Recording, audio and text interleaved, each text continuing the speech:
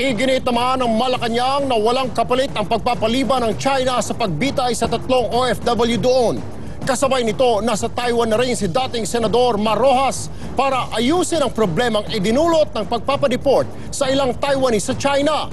Nasa Malacanang ang kasamang si Royces Nagit Sibal. Royces.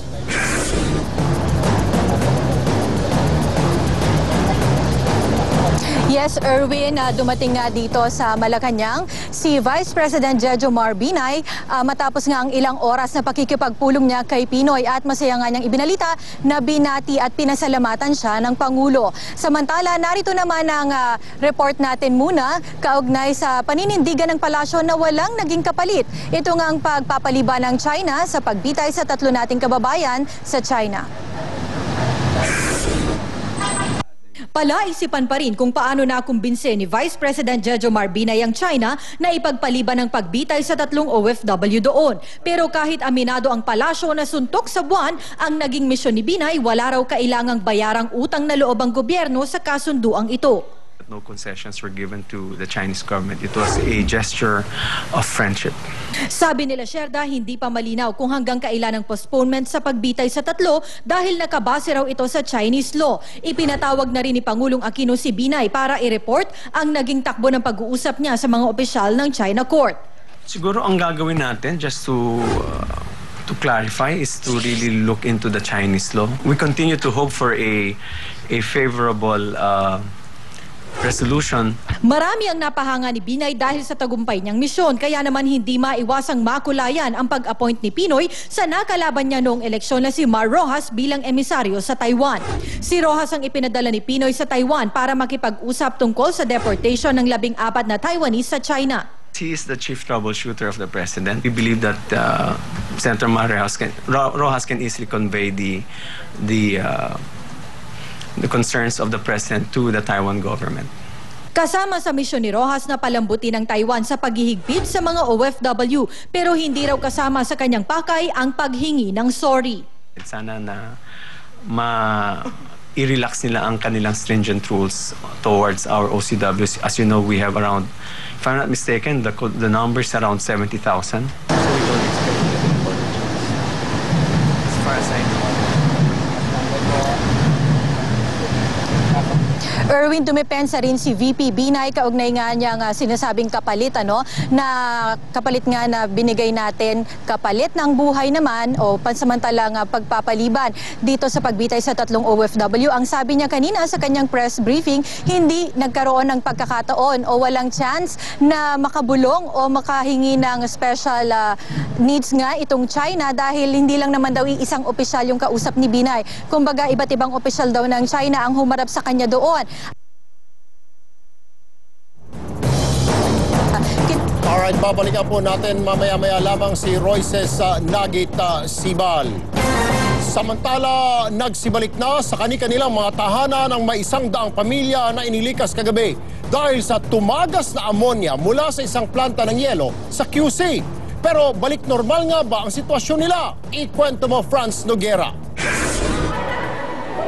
Sa covered court nagpalipas ng gabi ang halos 100 pamilya ng Barangay Ramon Magsaysay sa Bago Bantay sa QC. Kagabi, nabulabog ang barangay matapos umalingasaw ang nakakasulasok na amoy ng ammonia mula sa planta ng yelo na malapit sa bahay ng mga residente. Nervyos. Nanginginig ako, nintay ko na lang mamatay ako. Wala yung mga anak ko. Nagkakasakit na yung mga tao dyan dahil sa gawa nung paggawa ng yelo na yan. Maraming mga bata, inuubo, tapos mga napupuyat. Hindi na nakapasok sa eskwela ngayong araw ang mga estudyante.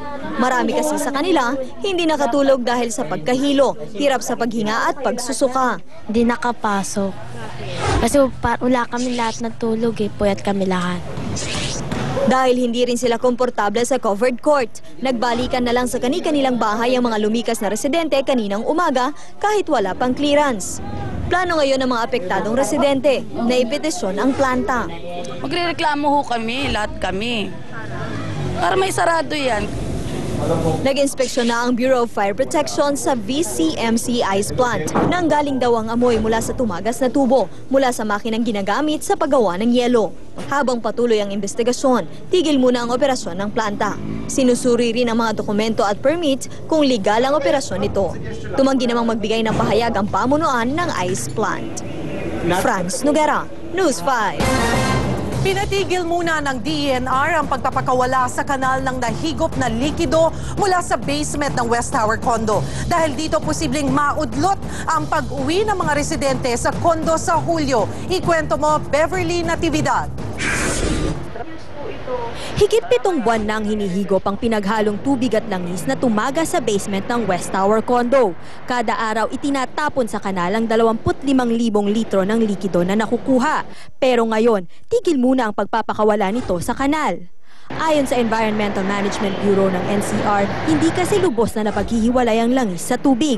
Ililipat lang natin ang problema doon sa mga waterways hanggang sa umabot sa ilog hanggang sa Manila Bay. Na yun ang aming isang kinututukan. Dapat lahat na lumalabas na ay pumapasa sa standard na tubig sa kanila. Dahil dyan, maaaring maantala ang pagbalik ng mga residente sa kondo na nakaschedule na sana sa Hulyo. Earlier, we had promised to rehabilitate their basement so we can allow for the return about third quarter. So if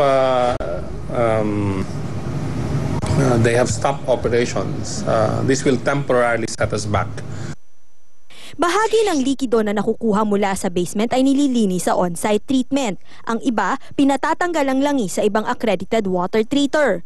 Sa meeting ng DENR at pamahalaan ng Makati, inirekomenda na kumuha na lang ang West Tower ng isang accredited water treatment facility para ipalinis ang lahat ng nakaimbak na tubig.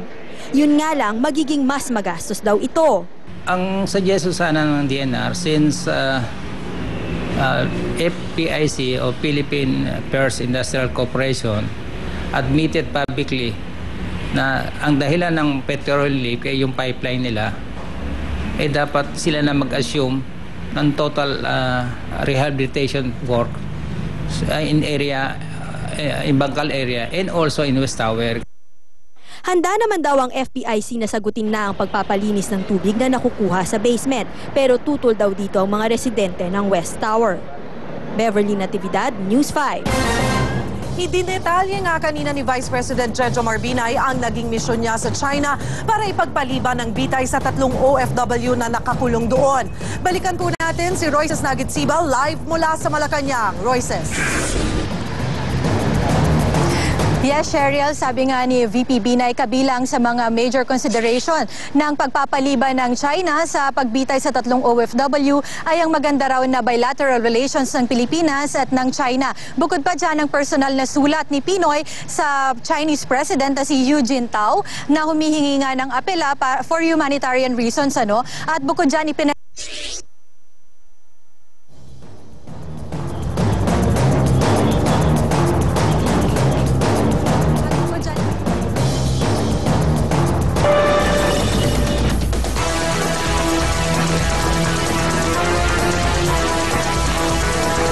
Pumunta muna tayo sa maaaksyong mga balita sa labas ng bansa.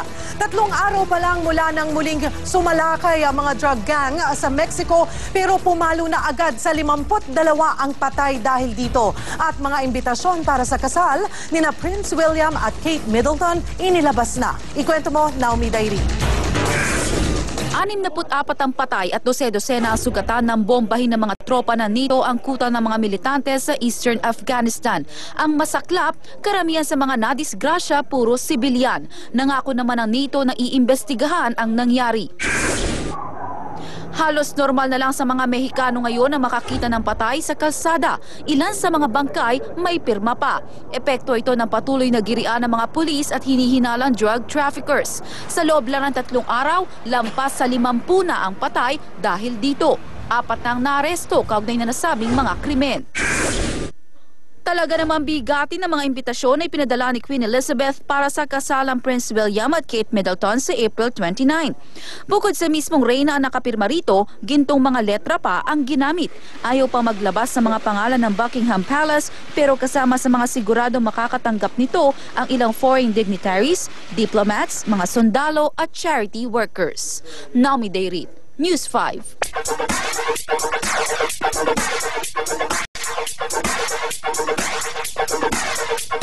Showbiz action tayo. Nagbabalik showbiz si Catherine Luna pero may bahid daw na hinanakit ang aktres sa kanyang dating pag-ibig. At pangangalaga sa kalikasan, sunod namang sasabakin ng inyong kapatid network. MJ Marfori, ikwento mo. Balik telebisyon si Catherine Luna matapos ang 1.5 taon. Siya ang gaganap sa maselang storya ng buhay ni Rosana Roses sa Star Confessions. Mismong si Osang daw ang pumili kay Catherine na gumanap sa kanya. Hindi naman ito magiging mahirap para kay Catherine dahil halos parehas lang sila ng karanasan sa buhay. Naranasan ko rin talaga. Siyempre yung pagtatrabaho sa club para mabuhay yung pamilya, yung mga anak niya, and yung mga lalaking napili niya na mali. Pero napilitan lang daw talagang magbalik showbiz si Catherine. Lumalaki na raw kasi ang anak niya kay Coco Martin at di na siya umaasang susustentuhan pa sila ng aktor. Siguro nga pa, ito yung talaga yung landas para sa akin, di ba? Siguro yung pagiging strong, siguro sa past. Yung mga nung bata ka pa, mga naranasan mo sa buhay, then nagkaanak ka, kailangan mo maging matatag, di ba? Kasi syempre, kailangan mo buhay mga anak mo eh. Makakatuwang ng TV5 ang Worldwide Fund for Nature sa mga bago nitong proyekto na magpapakita sa publiko ng mga likas na yaman ng bansa. Kasama dito ang paggawa ng mga documentary na magpapakita kung paano mapipigilan ang global warming. MJ Marfori, News 5. Susunod sa aksyon, bulkang Bulusan sa Sorsogon. Nag-aalboroto na naman. Nonito, the Filipino Flash Donaire, pinatumba si Fernando Montiel sa loob lang ng 2 round. Swertehin din kaya ang Azkal sa Marso. At duling na daga na sumikat sa Germany, sa Oscars naman, eksena. Abangan yan sa Makata Super Video.